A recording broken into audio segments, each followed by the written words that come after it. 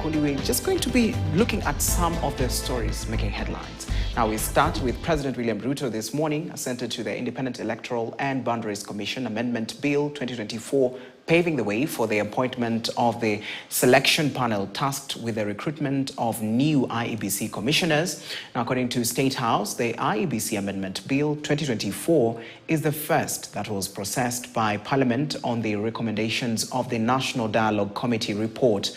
Now, during the event held at the Kenyatta International Convention Center in Nairobi and attended by opposition chiefs Raila Odinga and Kalonzo Musyoka, President Ruto affirmed his commitment to implement the NADCO report. Now, on his part, ODM boss Raila Odinga called for open dialogue by all stakeholders on the reconstitution of the electoral body.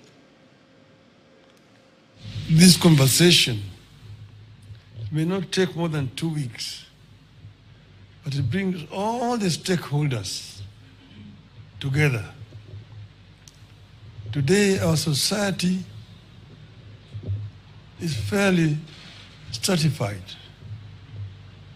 Nearly 70% of our population is below the age of 35, the youth.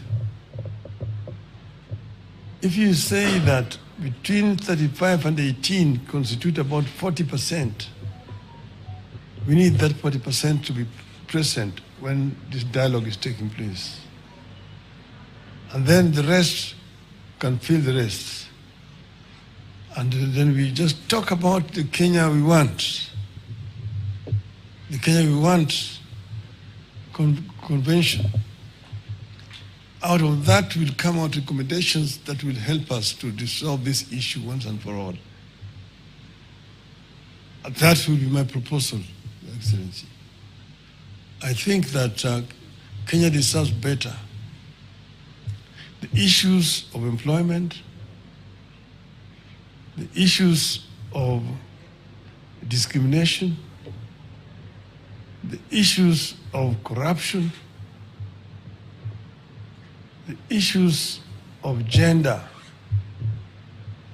and so on, are issues that need to be addressed in a wider forum.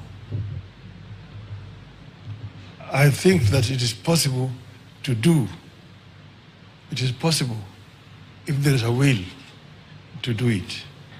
The signing of this bill paves way for the establishment of the selection panel for the appointment of IEBC commissioners. The IEBC remains a cornerstone of our democracy, responsible for overseeing regular elections at various levels, and on the overall, ensuring that our electoral cycle is managed transparently and administered in an impartial, neutral, efficient, accurate, and accountable manner.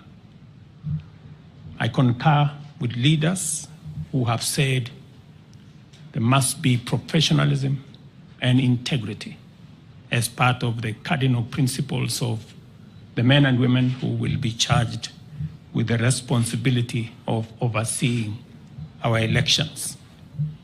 The spirit of NADCO is the spirit of unity, bipartisanship, and consensus building, values which have helped our nation overcome its most challenging moments. Even as I assent to this bill, I look forward to supporting and facilitating any other outputs of the national consensus that was NADCO to ensure that Kenya moves forward and with as many hands on deck as is possible. The leadership of Parliament, both on the majority and minority sides, have heard what the leaders here have said, and they should proceed with dispatch and expedite the other recommendations that are contained in the NADCO report and process the necessary bills and interventions that are necessary for us to actualize the output of that report. And now the Kenya